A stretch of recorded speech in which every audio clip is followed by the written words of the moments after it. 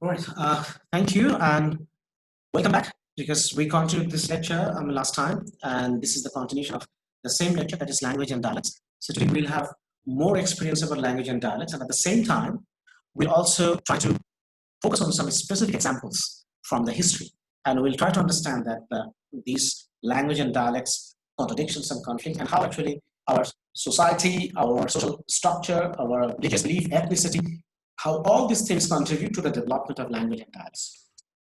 Okay, now in this slide, as you can see, it says that we can observe too that question such as which language do you speak or which dialect do you speak may be answered quite differently by people who appear to speak in an identical manner. As Gambus, he is an author, has pointed out, many regions of the world provide plenty of evidence for what he calls a bewildering array of language and dialect divisions. So now we will find some examples from Gambus' book, and Gambus actually he has mentioned many examples from different parts of the world, and he tried to show that how these language and dialect divisions, how does it work? How did it happen in the history, in the past? And that's why he's saying a bewildering array. That means you will get confused and you will be simply, I should say, stupefied, and you will, আমরা বাংলা যেটাকে বলি, তুমি একদম বিস্মিত হয়ে যাবে যখন তুমি এই ঘটনাগুলো জানতে পারবে যে ল্যাঙ্গুয়েজ এবং ডায়ালেক্টসের ডিভিশনসে কোন কোন জিনিস আসলে এখানে ফ্যাক্টর হিসেবে কাজ করে। So which is an interesting, part of the story, and at the same time you'll be able to learn lots of things out of this. Now here I will jump to the next slide. Then we will find this example.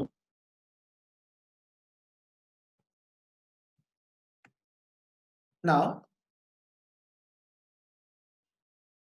here we see, he adds, that means Gambus adds, socio-historical factors play a crucial role in determining boundaries. This language and dialects, if you really want to determine the boundaries between language and dialect, that is what is language and what is dialect, if you really want to determine these definitions, then you have to consider the socio-historical factors. Socio-historical factors. Socio-historical factors means the society and its history. If you just take a look at the history of the society, then you will understand that whether you should call a language or whether you should call a language a dialect. You'll find it there. Now, the first example that he has mentioned in his writing is Hindi and Urdu in India, and also Serbian and Croatian in Yugoslavia, Fante and Tiwi in West Africa, Bokbala and Nanorsk in Norway, Quechua and Aymara in Peru, to name just a few. So he has mentioned these, the relationship between these different kinds of language. But here, since actually we cannot discuss all of these, but we will focus Hindi and Urdu and also the Serbian and Croatian situation. So that will help us to understand that how different socio-historical background or factors actually play the role to determine the boundaries between language and dialects. Okay, now just if you are recognized as discrete languages both popularly and in law, yet they are almost identical at the level of grammar. So these languages, Hindi and Urdu, they are identical at the level of grammar, but still they are recognized as a separate language. Now, can we say that Hindi and Urdu, they are the same language? Do we say that? Do we say that Yes, Hindi and Urdu, they are same? No, sir. No, sir. Okay, No, sir. But you see Hindi and Urdu, you can see that especially in the spoken, I'm talking about the spoken version of Hindi and Urdu, you can see they're almost same, identical, right? Their syntax is Right, same. sir. Syntax, sentence structure, most of the vocabulary, all of these are same. That's why he says that yet they're almost identical at the level of grammar. So grammatically they're same, but they're recognized as discrete languages, as separate languages. Hindi is a separate language, Urdu is a separate language, right? Right, sir. Okay. On the other hand, Right, sir. okay. On the other hand, the literary and colloquial forms of Arabic. You see the Arabic. Remember, Arabic is spoken in different parts of the world. In Saudi Arabia, in Dubai, in Kuwait, in Qatar, in Bahrain, in Iraq, in Morocco, and in Egypt.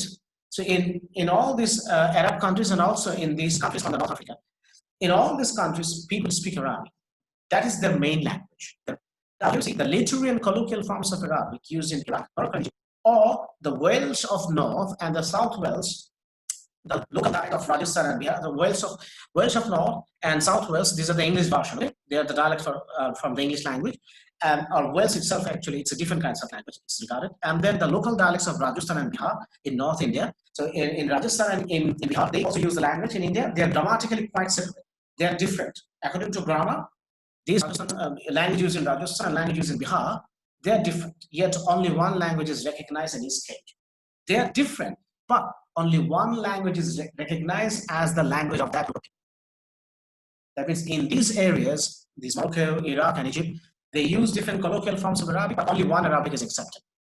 Similarly, Rajasthan, in Bihar, and in other parts of the world, as we have already mentioned, they are using both the dialects. They're grammatically different, but only one language is recognized. So we have two different situations where grammar can be different, but still one language will be recognized. And there you can see the grammar are same, but they are recognized as two different languages, as in the case of Hindi and Urdu. Okay, now I will move on to the next slide. Now here in the next slide, you can see the Hindi-Urdu situation. Now we will talk about Hindi-Urdu situation as described by the author Gambas.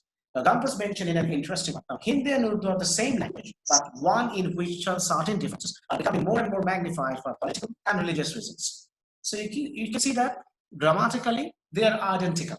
Hindi and Urdu as languages, grammatically they're identical, but only because of the political and religious reasons, we are saying that they are two different languages. Have you got it? What I'm saying so far? What I have said so far, have you got it? Yes, sir. Again. Now look, Hindi and Urdu, grammatically they are same. So I can say that Hindi and Urdu, they are one language. Just two different names, but they are just one language. But you see, since there is a problem, the political problem between Pakistan and India, and also there is religious problem that is in the subcontinent, this Indo subcontinent, you can see we have India and majority people living there, they are Hindus, and Pakistan and Bangladesh, majority people, you can see they are Muslims. So because of this religious reason, we don't want to say that, especially in Pakistan, since our language is Bangla, so we will leave it. We'll concentrate more on Pakistan and India, while actually we'll be talking about India and Urdu. So you can see in Pakistan, people, they speak Urdu, they don't want to speak Hindi. In India, they want to be people in India, Indian people, they want to be identified with the Hindi language. They don't want to be identified with the Urdu language. Pakistani people, they would like to be identified with Urdu language. Now you understand it, right? Yes, Okay. sir. Right, sir. But you see, both of these Yes, languages, they are same. They have same grammatical structures. Then why they are two different languages? Even vocabulary, in most cases, they are same. Now we will go further to understand this. Now we have so far we have talked about the spoken. The spoken version of the language. Now, while actually you speak these languages, now we'll be talking about the written form. So spoken, it has been discussed. Now the written form. Now before I jump to the text, can you tell me, or just give it a try, that the writing system of Urdu and the writing system of Hindi are the same? No, sir. No, sir. Their alphabet, you see, in both of languages, the alphabet for Hindi and alphabet for Urdu, they are different. You see, in writing, they make the difference. But in the spoken version and Urdu is like us Arabic. spoken Hindi, Urdu, they are identical. Okay? Yes, sir. Yes, sir. Now, she says, Hindi is written left to right in the Devanagari script, whereas Urdu is written right to left in the Arabic Persian script. So, you see, Hindi is written in the Devanagari. That's a form from the Sanskrit. And it has very similarity with Bangla. Have you seen the Hindi writing form? On television Yes, or on sir. paper, newspaper? So you can see the Hindi writing Yes, form. sir. Sometimes some of the letters, they look like just like Bangla, because we have the same script, Sanskrit. That is the mother or father of a language, whatever you say. So from Sanskrit, that we call this Devanagari. So Hindi, they use this Devanagari script, that is the writing system. And Urdu use Arabic and Persian. And mostly Arabic, and also there is some Persian, that is Iran, because it's a bordering country with Iran, Pakistan I'm talking about. So that's why you can see that Urdu is influenced by Arabic and Persian. So you see, anyway, it's related with the Muslim identity. Urdu is related with their Muslim identity. That's why they are using Arabic as their script, writing script. Whereas Hindi draws on Sanskrit for its borrowings. So Hindi borrows its words and expressions from Hindi borrows words, vocabulary, expressions, grammar from which language? Sanskrit. Urdu borrows and Urdu draws on, or you can say Urdu borrows words and expressions from Arabic and Persian sources. Understood what I'm saying? Only because of the only Yes, sir. because of the political and religious differences. These two group of people, or these two nations, you see, they have already changed their language name and also their structure, especially the writing form. For example, can you tell me what people say in Urdu when actually we have to say Shagatum? Can anyone tell me? আমরা যখন কাউকে স্বাগত জানাই, আপনাকে স্বাগতম, উর্দুতে কিভাবে বলে আর হিন্দিতে কিভাবে বলে? বলতে পারবে? আমি জানি না, তো এই জন্য জিজ্ঞেস করছি। স্যার হিন্দিতে তো নামাস্তে বলে।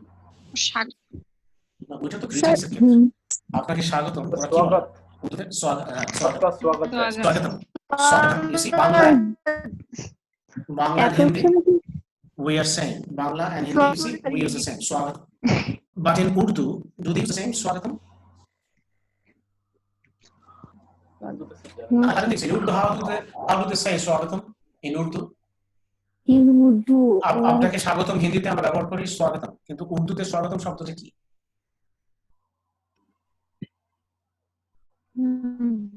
Maybe something Arabic, এরকম একটা শব্দ দিয়ে তারা ব্যবহার করে থাকতে পারে। আমরা হয়তো এরকম বলতে পারছি না হয়তো এই মুহূর্তে, কিন্তু তোমরা কি পার্থক্যটা বুঝতে পারছো হিন্দি আর উর্দুর এই শব্দের বড়ইং থেকে? একজন ধার করে কোন জায়গা থেকে? সংস্কৃত শব্দ থেকে ধার করে সে হিন্দিতে ব্যবহার করছে, আরেকটা কি করছে তার রিলিজিয়াস ব্যাকগ্রাউন্ডে সে অ্যারাবিক এবং পার্সিয়ান ল্যাঙ্গুয়েজ থেকে ধার করে শব্দ ব্যবহার করে। এই কারণে ওদের ভোকাবুলারিতে কিছু পার্থক্য আসছে, বুঝতে পারছো? সবাই বুঝতে পারছো? কেউ কি আমার আসলে এই ডিসকাশন আপ টু দিস বুঝতে পারবে? তাড়াতাড়ি বলো, হবে আপনি also? Then in that case we can move on to the next slide, right? yes, sir. All right. Now, large religious and political differences make much of a small linguistic differences. The written forms of the two varieties, particularly No, those sir. favored by the elites, also emphasize these differences.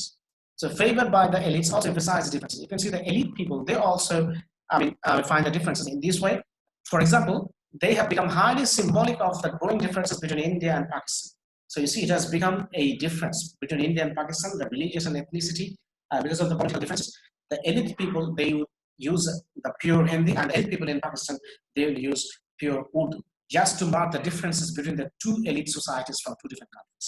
তারা নিজেদের মধ্যেও কিন্তু এরকম পার্থক্য করে যাবে, writing form এবং কথার ক্ষেত্র উর্দুকে উর্দুর জায়গায় রাখার চেষ্টা করে, আর ওই দিক থেকে যারা হিন্দি বলছে সোসাইটি, তারা লেখন এবং কথা দুটাতেই মানে লেখ্য এবং তথ্য দুই ভাষাতে কি করছে, তারা সেইটাকে হিন্দিটাকে হিন্দির জায়গায় রাখার চেষ্টা করছে, উর্দুর মতো করছে।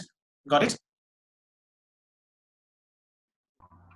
আর এটা কি হচ্ছে যে ইন্ডিয়া এবং পাকিস্তানের মধ্যে এই যে পার্থক্য, এই যে ডিফারেন্সেস যেটা বেড়েই চলেছে, সেটা একটা symbolical representation we can see also in the language. এটা দিয়ে আমরা বুঝতে পারি যে দুই দেশের মধ্যে ডিফারেন্সটা কোথায় যে পৌঁছাচ্ছে বা কিভাবে যাচ্ছে। ওকে, Okay, sir. all right.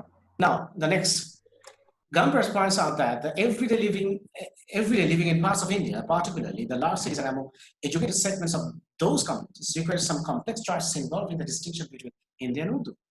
So you see, the people who are living in cities, urban areas, see, they try to maintain the distinction between Hindi and Urdu, especially the educated society, the educated segments of the society or communities. They will maintain this demarcation between the distinction between Hindi and Urdu when they use it. Now here, this is the quotation from his text, Gumbers. He says that since independence, since independence, Hindi has become compulsory in schools. So after the liberation, after the independence from the British colony, because Hindi, it has become the compulsory language in schools. So all the students, they have to learn Hindi in schools. Understood? Got it? Yes, sir. Even though there are lots of people, those who were living in India at that time, they spoke Urdu. Still, there are lots of people, they speak Urdu, but Urdu actually it is not taught in school, but Hindi is taught in school. Do you get me? Do you get what I'm actually pointing towards? আমি কোন দিকে নির্দেশ করছি বুঝতে পারছো? যে রাজনৈতিক কারণে যখনই তারা দেশভাগ হয়ে গেল, তখন কিন্তু উর্দুর প্রতি কোনো জোর নাই, এখন তাদের ভাষা কি? হিন্দি। যেহেতু এটা তাদের হিন্দু পরিভাষাতে হিন্দি ভাষাটা যায়, সুতরাং স্কুল কলেজে তারা কম্পালসারি করবে যে প্রত্যেককে, যার যে তোমার ভাষা তেলেগু হতে পারে, তামিল হতে পারে, কিন্তু স্কুলে তোমাকে শিখতে হবে স্কুলে কি শিখতে হবে? Okay, sir. Hindi. Exactly. প্রত্যেকে স্কুলে হিন্দি ভাষা শিখতে হবে। At the same time, but Urdu continues to be used extensively in commerce and the ghazal. The base-known form of Urdu poetry is universally popular. Now, when you go to maybe you watch lots of Hindi movies. তোমরা Hindi movie টুভি তো দেখো নাকি দেখো? जी sir, देखिए. Have you noticed it, that in the Hindi songs you find lots of Urdu words and the expression is Urdu? এটা খেয়াল করেছো? গজল গুলোতে উর্দু গানগুলো ইন্ডিয়ান হিন্দি যে গানগুলোতে আছে ওরা দেখছো যে একদম উর্দুর এক্সপ্রেশন গুলো দেয়, গাজাব কি কি যেন বলে, এই যে শব্দটা আমি মনে করতে পারছি, আবার ওই শব্দগুলো শুনলে বোঝা যায় যেগুলো হিন্দি শব্দ না, এগুলো আরবি, তাই বলছে না? Yes sir. সেগুলো ইউজ করছে না? যে মাশাআল্লাহ শব্দগুলো সব আরবিক শব্দগুলো যেগুলোতে বেশি ইউজুয়ালি উর্দুতে ব্যবহার করা হয়, ঠিক সেই গজলের টাইপে সেগুলো ব্যবহার করছে তোমার কোথায় উর্দু গান, হিন্দি গানের মধ্যে ওগুলো আছে। যেমন একটা গান আছে না, সুবহানাল্লাহ দিয়ে একটা গান আছে, কি যেন? जी sir, Subhanallah. You don't need to say it, okay? চান্সের ফারিশ Fanaa movie থেকে খুব সম্ভবত একটা গান আছে। আমির খান এই যে তুমি কি যেন বললা না, কি যেন তুমি বললা, ফাইন তোমারটা করতা हमारी। এই যে তুমি যে শব্দগুলো বললা প্রথম দুই তিনটা শব্দ সব উর্দু, এই যে জটিল জটিল শব্দগুলো, কারণ এটা ইট সাউন্ডস ভেরি পোয়েটিক, হিন্দিতে এক্সপ্রেশন আসে না, আমার কথা বোঝা গেছে? এই জন্য তারা এখনো কিন্তু গান, কমার্স এবং তোমার এই যে ফিল্ম ইন্ডাস্ট্রিতে, পোয়েট্রিতে, তার শায়েরিতে, আমরা যেগুলো শায়েরি বলি, সেক্ষেত্রে কিন্তু তারা উর্দু শব্দ এখনো ব্যবহার করছে, ওখানে সমস্যা নেই। সমস্যা হচ্ছে তোমার জন্য কথাটা তখন তারা আইডেন্টিটিতে আসে, তখন তারা বলবে আমরা হিন্দি বলি, কিন্তু যখন লিটারেচার আসে তখন তারা করে ওইখানে আবার উর্দু শব্দগুলো নাই, ওই জায়গাতে সমস্যা হচ্ছে। আন্ডারস্টুড? তুমি কন্ট্রাডিকশনটা বুঝতে পারছো? একটা জটিল কিন্তু সিচুয়েশন, ল্যাঙ্গুয়েজের পুরো situation very complicated complex, and sometimes you will feel very much intrigued by this situation. Now, if you look at the modern realist Hindi writers, we find that they utilize both Sanskrit and Persian borrowings. The Hindi writers, when they write in Hindi, when they write in Hindi, they will borrow words and expressions from Sanskrit and at the same time from Persian. That means the Urdu, Arabic origin. So when they want to write, the writers when they write, especially in literature, will find the influence of Urdu is still there. Because lots of people, those who are writing, they are Urdu speakers, Muslim writers, and also the writers, those who are Hindu, they are also influenced by these Urdu expressions, because without them, you simply can express, your thoughts in the proper manner. Because that is very much, you can say, in Bangla, we call it Shahityer Bhasha, Punta, Urdu. Urdu হচ্ছে কেউ একজন বলো, উর্দুটা এখনো ইন্ডিয়াতে কি হিসেবে ব্যবহৃত হয়? সাহিত্যের ভাষা হিসেবে আমরা সেটাকে কনসিডার করি, বুঝা গেছে? Yes sir. Excellent. So we find that they utilize both Sanskrit and Persian borrowings. The juxtaposition of the two styles subjects the subtle shades of meaning and to land reality to their writings. So when you juxtapose this, a little bit of Sanskrit, a little bit of Persian and Urdu things in your writing, so it will give you a subtle shades of meaning. অর্থাৎ খুব সূক্ষ্ম কিছু অর্থ তৈরি করে, সেটাকে সাহিত্যিক ভাবে তৈরি করে তোলে, সেটাকে রূপকার্থে অনেক বেশি এক্সপ্রেসিভ করে তোলে। সাহিত্যের ভাষার যে একটা ওজন আছে, যে একটা ওয়েট আছে, ওটাকে অনেক ওয়েটি করে তোলে তোমার লেখাটা। বুঝতে পারছো কি বলছি? একটা প্রফান্ডিটি আসে, একটা গভীরতা আসে লেখায়, যখন আমি একই সাথে সংস্কৃত ভাষা দুটো জায়গায় বড় করে আমার লেখাটা যখন আমি লিখছি অ্যাজ এ হিন্দি রাইটার্স। আমি একজন হিন্দি লেখক হিসেবে যখন এই বিষয়গুলো করি, হিন্দির পাশাপাশি যখন এই দুইটা সোর্স থেকে নিয়ে লিখি, তখন আমার লেখা একটা এক্সপ্রেশন পায় আলাদা, সাহিত্যিক মান তৈরি হয়, একটা গভীরতা তৈরি হয়। এই জন্য তারা এই উর্দুর যে অরিজিনটা, সেইখান থেকে তারা এখনো বড় করেন সাহিত্য যখন লেখেন সেই সময়। Okay, is that okay? Yes sir. Yes, sir. Thank you. Similarly, on the conversational level, the use of Hindi and Urdu forms is not simply a matter of birth or education. So you see, it's not a matter of birth or education that I'm using Hindi, if I'm using Urdu, it's not about a matter of birth and education. Then what is it about? But just as it is customary for individuals to alternate between dialect and standard, depending on the social location. So using this standard itself, the speaker may select from a range of alternatives. Hindi and Urdu therefore might best be characterized not in terms of actual speech, but as norms of ideal behavior in the sociolinguistic sense. Sociolinguistic sense, you see, so people use their social locations. People use different situations. In different situations, they will use Hindi, they will use Urdu, or they will mix up both the language. So one specific, terms of actual speech, if you just try to just specify one single incident or one single instance, you will not be able to understand it. Hindi Urdu is a mixture. এটা একটা নির্দিষ্ট সিচুয়েশনে ঘটে না, বিভিন্ন সময় বিভিন্ন পরিপ্রেক্ষিতে তারপরে কি যে হিন্দি এবং উর্দু এটাকে মিশিয়ে ফেলে, কখনো হিন্দি বলছে, কখনো উর্দু বলছে, কখনো উর্দু শব্দ নিচ্ছে, কখনো হিন্দি এক্সপ্রেশন দিচ্ছে, so they mix it up. এবং সোশিওলজিস্ট সেন্স থেকে এটা খুব অন্যতম একটা বিহেভিয়ার, এটা ইমিডিয়েটলি আমরা অ্যানালাইজ করতে দেখতে পাই that is it happen. Okay, now the extent to which a speaker's performance in a particular communication situation approximates the norm is a function of a combination of factors such as family background, regional origin, education, and social attitude, and the like. So these are the combination of factors. So these are the combination of factors. Family background is important. For example, if you are from a Urdu-speaking family background, then of course you'll be influenced by Urdu. So in most cases, you will use Urdu. And also regional origin. Some people, you see, they are from completely Hindu society, Hindu background, so they will use Hindi. You know, for example, there is a place called Hyderabad, and also the new and the old Delhi. You know these places. You have heard of these places and heard of names of these places, right? Yes, sir. Delhi, মানে পুরাতন দিল্লি, নতুন দিল্লির কথা বলছি না, এবং just like পুরাতন ঢাকা এরকম. And also you have heard the name of Hyderabad. It's a state in India, right? So when you go to Hyderabad, if you go to Hyderabad, you will find that majority people, they are Muslims, and they are influenced by the Mughal empire and Mughal rules and their lifestyle and their cuisine. I mean, food habit.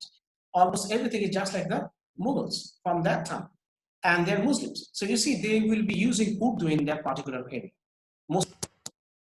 Even if you use Hindi, there is no problem. But Urdu is, I mean, they prefer Urdu, or since actually they are from that region, so that's a regional origin. So people from Hyderabad, they will speak Urdu, and you will find people from some other parts of India or New Delhi and some other parts of India, they will speak Hindi. So your regional origin is important. অর্থাৎ কোন এলাকা থেকে তুমি থাকছো সেই জায়গার ব্যাপারটা, যেমন এলাহাবাদ নামে ইন্ডিয়াতে জায়গা আছে, আহমেদাবাদ নামে ইন্ডিয়াতে জায়গা আছে না এরকম নামে? নামগুলো শুনেছো নাকি এগুলো শোনো না? এইসব জায়গাতে মুসলিমরা বেশি থাকার কারণে ওরা কিন্তু উর্দুই বেশি ব্যবহার করে, কারণ ওদের লিটারেচার, কথাবার্তা সব একটু অন্যরকম। উর্দু ল্যাঙ্গুয়েজটার প্রভাব ওখানে অনেক বেশি ওইসব এলাকাতে। আবার তুমি হিন্দু অধ্যুষিত এলাকাতে গেলে দেখবো যে বেশিরভাগ সবাই বেশিরভাগ যেমন গুজরাটে যদি যাও সবাই হিন্দি ইউজ করছে, বা গুজরাটি ল্যাঙ্গুয়েজ যেটা থাকে সেটা তারা ব্যবহার করছে। And also education is important. For example, Muslim people, if they go to madrasa, Muslim students, if they go to madrasa in Hyderabad or in any other parts of India, so they will speak which one? বলো তো, যারা মাদ্রাসা এডুকেশনে যায় তারা কোন ভাষাটা বেশি শিখে? Urdu, Arabic, Urdu আর পার্সি, তিনটা ভাষায় তারা লেখাপড়া করে। উর্দু, আরবিক এবং পার্সিয়ান, এই তিনটা ভাষায় তারা লেখাপড়া করে। সুতরাং সে উর্দুটা বেশি বলবে, স্বাভাবিক না? আর যে ছেলে তোমার পাবলিক স্কুলে গেছে ইন্ডিয়ান যে কোনো প্রভিন্সের যেখানে হিন্দু এলাকা বেশি, তা সে কি উর্দু শিখবে না হিন্দি শিখবে? Hindi. Exactly. Hindi. Sutra education. So you see, family background, regional origin, and also education and social attitude. Social attitude is you're living in a society that is neither Hindu nor majority people not Hindu, or majority people they're not Muslim. But thing is that the social attitude is like this. They prefer Hindi. They don't want to speak Urdu. And in that situation, even if you're an Urdu speaker, you'll be using Hindi in that particular social environment, right? Right, sir. Because if the attitude of the society, if it is positive, if the attitude of the society towards Hindi, if it is positive, so I will be using positive towards Hindi, then I will be using Hindi. If the attitude of the society, if it is positive to Urdu, then I'll be speaking Urdu in that particular society. Got it? Yes, sir. Yes, sir. Yes, sir. Excellent. Do you have time? So 3 minutes. 3 minutes, sir. Okay, 3 minutes. We'll be using these 3 minutes, and afterwards we'll finish. See? I think that we should start this new one. This Hindi and Urdu situation, that is enough for us. Now, in the 7th, the last part, can see so far as everyday use is concerned. Therefore, it appears that the boundary between the spoken varieties of Hindi and Urdu is somewhat flexible and one that changes with circumstances. So we can see that Hindi and Urdu, you cannot fix the boundary. According to social situations, you can use Urdu or you can use Hindi. So, so situation is here for Hindi and Urdu that is quite flexible, right? Whether you want to use Hindi or whether you want to Urdu, it depends on the society and circumstances. So it's your choice. You can use Hindi or Urdu. So the situation, according to the situation, you have to use it. So the demarcation line is flexible. So one that is circumstances. If the circumstance is positive for Hindi, then I'll use Hindi. If the circumstance, if it is positive for Urdu, then I'll speak Urdu. Because I know the both, since both of them are quite similar, identical language, according to grammatical structure. Hindi and Urdu, they are quite similar, especially spoken one. So in that case, considering the circumstances, I can use Hindi or I can use Urdu for communication. Okay? Is that okay? Yes, sir. Okay, sir. Okay, but written form is completely different. Always remember, the written form is completely different in these two languages, Urdu and Hindi. So this is exactly what we would expect. There is considerable variety in everyday use, but somewhere in the background there is an ideal that can be appealed to proper Hindi or proper Urdu. So still, the appeal, the attraction or the demand for the proper Hindi and proper Urdu is there. So people will prefer that they will use proper Hindi in circumstances, and people will think that they will use proper Urdu, no mixing up with Hindi. They will use pure Urdu in different kinds of situations. So still people want to say proper Hindi and proper Urdu, though we have seen that there is no specific demarcation line that you can mix both Hindi and Urdu when you communicate. In the same language, you can use Hindi and Urdu. The way people living in Soyapur, especially the Hindi or Urdu speaker, whatever you say is, people from Soyapur, there is a group of people, you see their language is not Bengali, their mother tongue is not Bangla. You know them, right? From Soyapur? Yes, sir. So Yes, sir. these people will find that the Urdu they are using, that is not pure Urdu. They are using many more words and expressions from Bangla. Okay?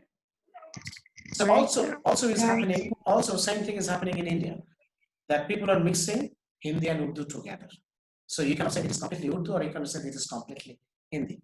But here it says that there is a demand. People like it. There is a demand and it has an appeal. Either if you can use proper Hindi, so people will like it, people will find it very amazing, or if you can use proper Urdu, completely Urdu, without mixing it up with Hindi, the pure Urdu, it also has an appeal to the society. People like it. Okay? Yes, sir. Yes, Okay, sir. sir. All right, so after this, I think we can conclude today's lecture. So I would like to open the floor for questions or opinions. So do you have anything to say? I'll be happy to answer that.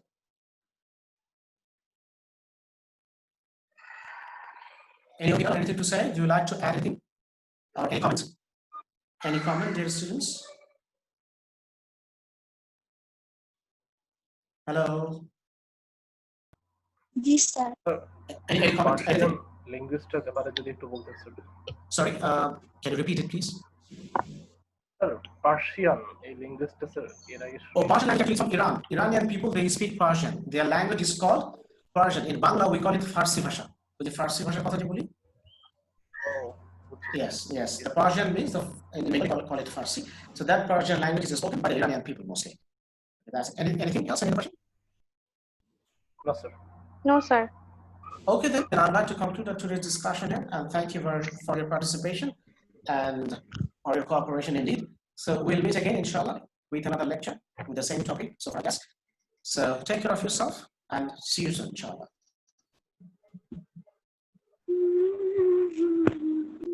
Thank you.